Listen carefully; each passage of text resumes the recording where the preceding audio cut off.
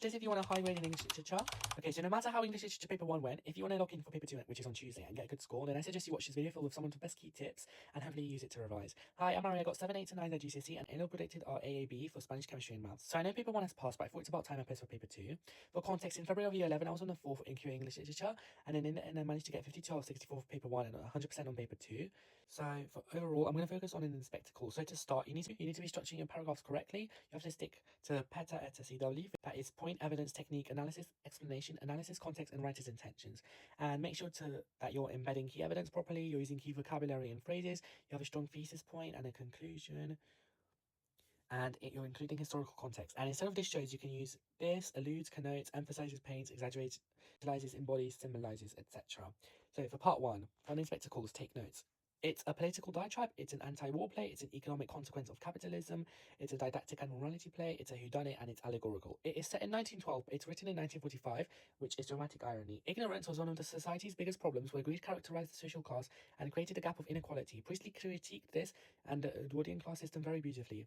Now, the inspector, you can use this in whatever question you get. He's a motor, a catalyst, a marionette, he's emotive, imposing, dramatic, he's a dramatic vehicle and device, he's a puppet, he's a construct, and he's enigmatic. I use my drama knowledge here, so if you want higher marks, you can too.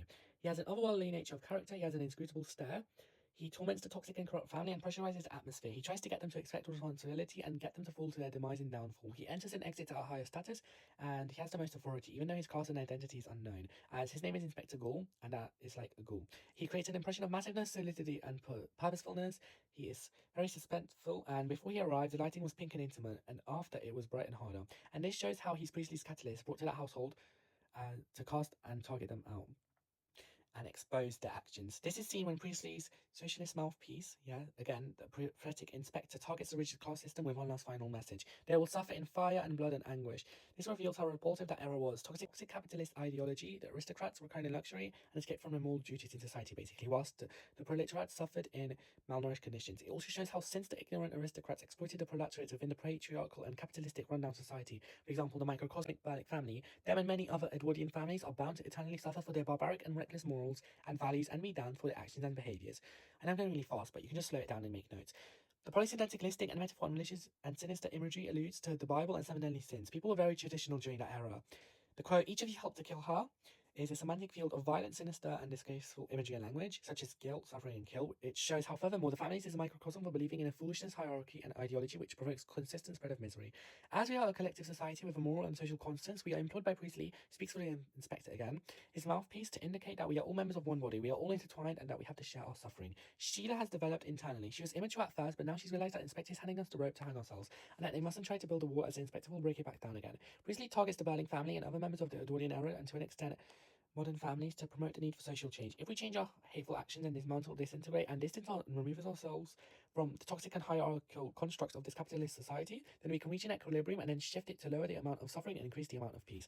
Mr. Berling, who is a hard-headed businessman, and Mrs. Berling, who is her husband's social superior, who unfortunately, due to her gender and social norms of the post-Edwardian era, caricature, he's cruel, bitter, arrogant, careless, parsimonious, and pompous, still intense on deeming more power over the family than she does, even though she's an aristocrat and he's a bourgeoisie.